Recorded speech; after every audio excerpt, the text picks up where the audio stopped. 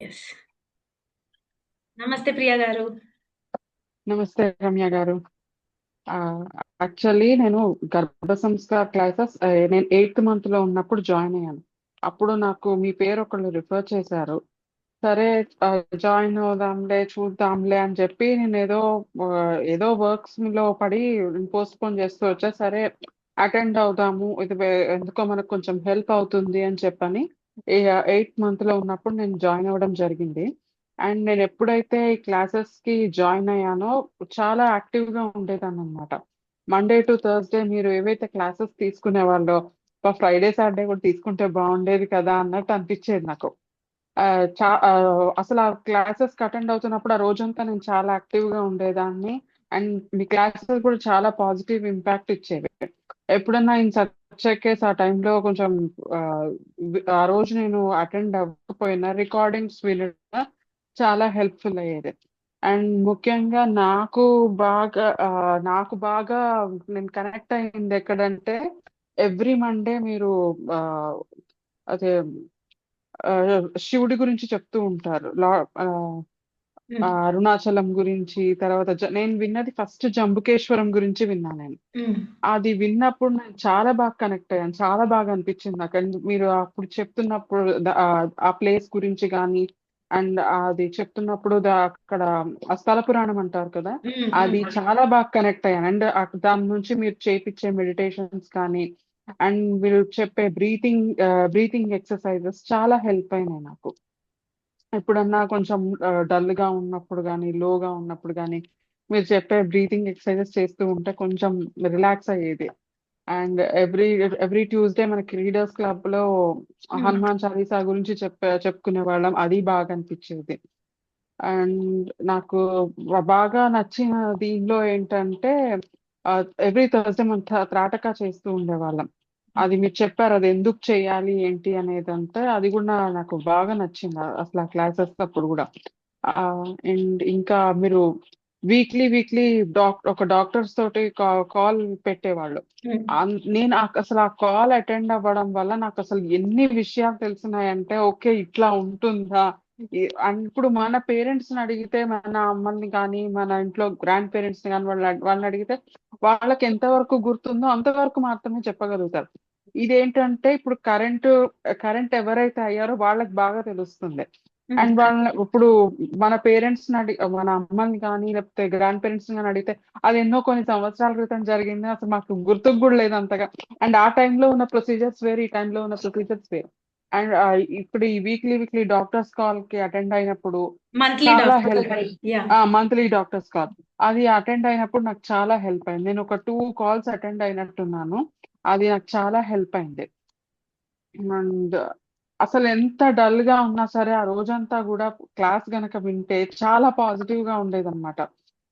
And every Monday మీరు చేపిచ్చే meditations, breathing exercises, తర్వాత అనులోమ్, విలోమ్ అని ఒకటి చేయించారు. అది గూడా నాకు చాలా నచ్చిందసలు. ఇంత బా అంటే నాకు ఇంతకు ముందర తెలీదనమాట దాని గురించి. ఏదో మెడిటేషన్ అంటే జస్ట్ ఇన్‌హేల్, ఎక్స్‌హేల్ అంతవరకే ఉండేది గానీ, ఆహ్, ఇదంతా ఉంటుందన్న సంగతి అస్సలు నాకు తెలిసేది గాదు. అండ్ ఎప్పుడన్నా నాకు డల్‌గా అనిపించినా నేనొకసారి మీకు ఫోను చేసేదాన్ని. ఏదో హ్మ్. ఇట్లా ఉంది, ఏం చేయాలి, ఏంటి అంటే మీరు కొన్ని కొన్ని చెప్పేవాళ్ళు.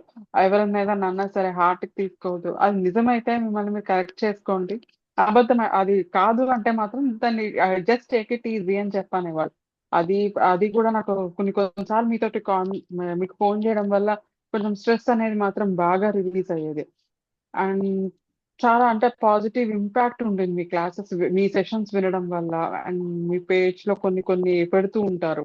హ్మ్. స్టేటస్ కొన్ని కొన్ని పెడుతూ ఉంటారు. అవి కూడా నాకు చాలా హెల్ప్ అయినాయి.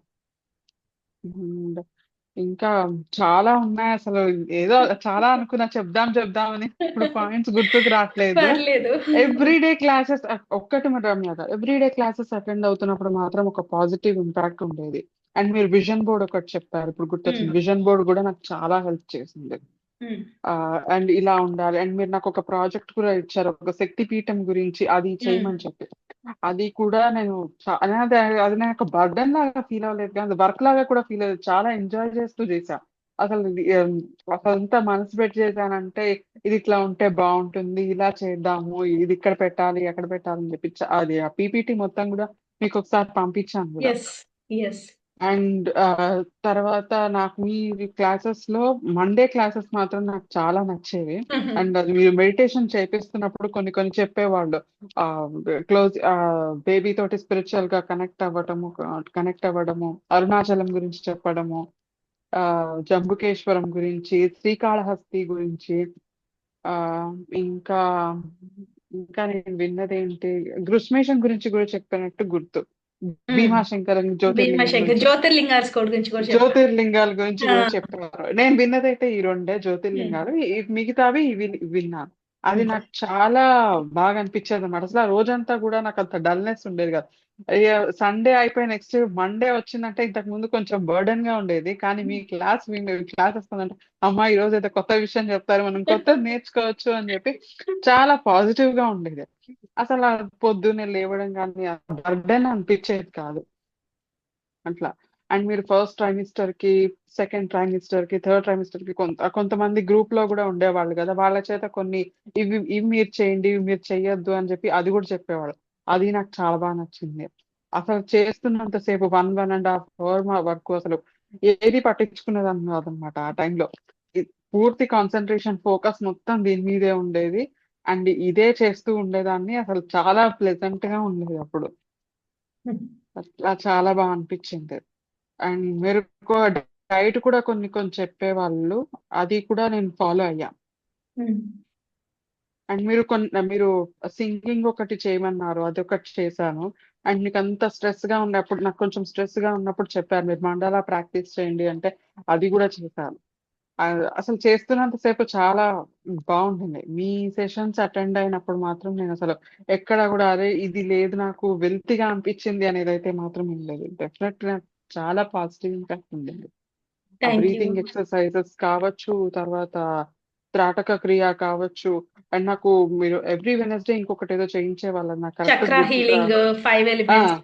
చక్ర హీలింగ్. ఓకే, అది కూడా నాకు చాలా హెల్ప్ అయింది.